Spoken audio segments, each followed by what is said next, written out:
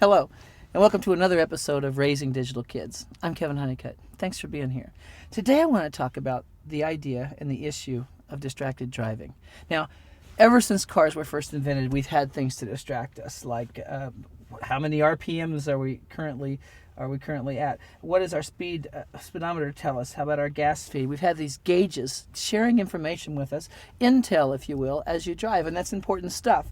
Usually, they're aligned with the steering wheel so that your eyes don't have to come very far off the road, so you're looking at the road. If you've got a teenager driving age, you've had some sleepless nights probably, and a lot of times that you did a lot of praying, worrying about those kids, navigating all of this at the same time. Now, picture the brain inside their head, trying to manage all of this. First, staying between the white lines and not crashing into anyone. Just that. Okay, that's something. Oh, my foot's on the gas.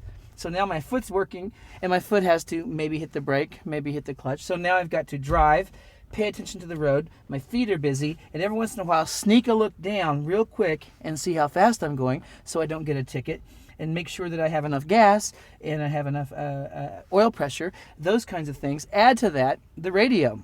Suddenly now I can be rocking out to my radio. Wonder what channel did I want, FM1 or FM2? What thing do I want? Just with the radio. Okay, so now we've got all of this plus the radio. Now if you look at statistics, when kids get in car crashes, add one other teen to the car and statistics go way up. The statistical chances of a kid having a crash go way up just with one extra kid. All of this plus someone to talk to. Now put someone in the back seat where you're sitting. The statistics, those numbers go way up again. Okay, so I'm thinking of all of that, and then add to that, oh, I've got a GPS. It keeps me from being lost. There's a map that tells me where I need to go and the next time I need to turn. Wonderfully useful, but it's one more thing for the brain to manage. Now the phone rings. Oh, it's Mom. Should I answer it while driving? Talking to someone isn't hard. It's kind of like talking to someone in the car. Not much different, right? Oh, but what if I get a text? Oh, I just need to tell her I'll be there later. Later, LHR, right? Just 3 letters. I mean, I can do that. I'll sneak a quick look down. And what I've been telling kids and what I've been telling parents is this is all a very slippery slope. You've got to decide and have that conversation as a parent as to what you believe they should do while driving.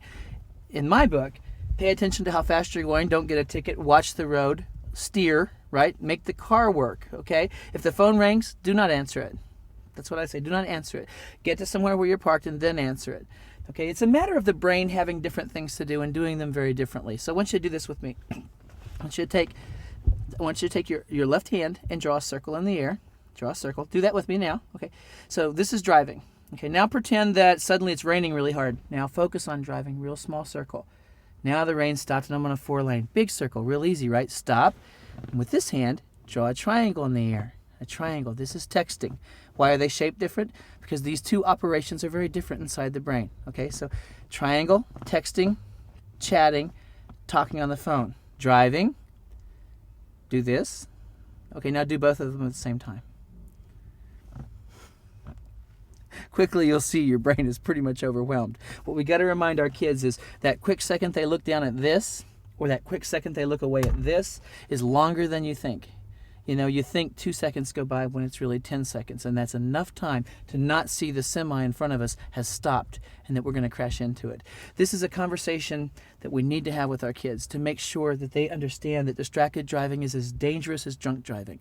I don't want kids to die because of all these wonderful conveniences, which are immensely useful, but can get them killed if they don't know how to negotiate all of this. So you as a parent need to decide what you believe. And as a parent, you got to decide what you're going to do to role model in front of your kids the best way to handle driving while being distracted. Thanks for watching. We'll see you next time on Raising Digital Kids.